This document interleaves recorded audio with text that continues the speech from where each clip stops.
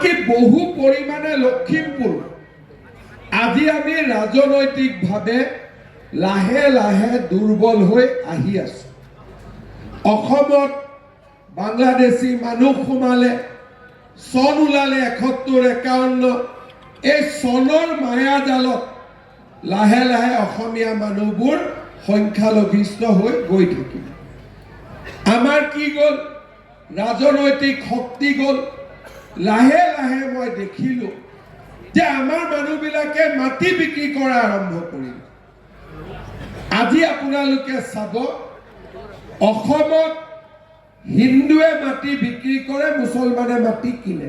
অসমীয়া মুছলমান নহয়, বাকী কোনোবাই সোণৰ গহনা, ডুপ্লিকেট গহনাৰ ব্যৱসায় কৰিব, কোনোবাই গৰুৰ ব্যৱসায় কৰিব, কোনোবাই ড্ৰাগছৰ ব্যৱসায় কৰিব, টকাৰ মালিক হৈ গৈ থাকিব আৰু আমাৰ মানুহৰ পৰা মাটি বাৰী কিনি কিনি গৈ থাকিব।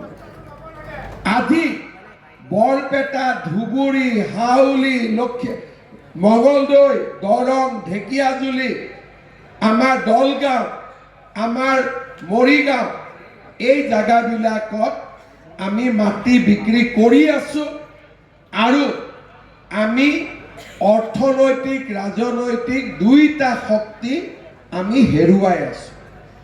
ৰাজনৈতিক শক্তি এক জায়গা, অসমীয়া ল'ৰা ছোৱালীয়ে যদি ব্যৱসায় কৰিব নোৱাৰে, অসমীয়া ল'ৰা ছোৱালীয়ে যদি পৰিশ্ৰম কৰিব নোৱাৰে, এই মাটিত এদিন আমি ৰাজনীতিও হেৰুৱাম, আমি অৰ্থনীতিও হেৰুৱাম।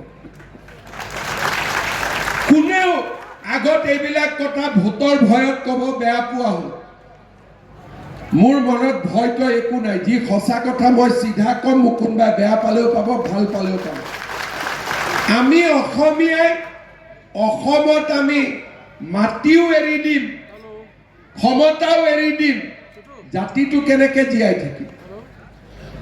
এতিয়া সময় হৈছে অসমীয়াই কাম কৰা, সময় হৈছে পৰিৱেশৰ পৰিৱৰ্তন কৰা, নহ'লে 10 বছৰ পিছত আমি অসমত সকলো হেৰুৱাম। আজি আপোনালোকে চাব, মাজুলীত দলং বনাইছো, 200 লেবাৰ ধুবুৰীৰ পৰা আনিছো। দলংখন বনোৱাৰ পিছত 150 গ'ল, 50 জন থাকি গ'ল। আজি ইয়াতে আমি ঘুণাসুঁতিৰ ওপৰত দলং বনাইছো, 200 গৰাকী শ্ৰমিক ধুবুৰীৰ পৰা লৈ আহিলে, 150 জন ঘূৰি যাব, 50 জন খালী মাটিত থাকি যাব। আৰু 50 জন থাকিলে 5 বছৰতে এটা পুলিং ষ্টেচনো তাতে আৰম্ভ হ'ব।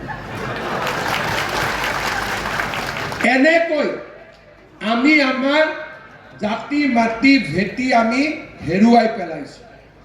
এতিয়া সময় হ'ল অসমীয়া ল'ৰাই শ্ৰম কৰা, সময় হ'ল কণ্ট্ৰেক্টৰ বিলাকে আমাৰ ল'ৰা ছোৱালীক কাম দিয়া, আৰু আমি কৰিব পাৰোঁ।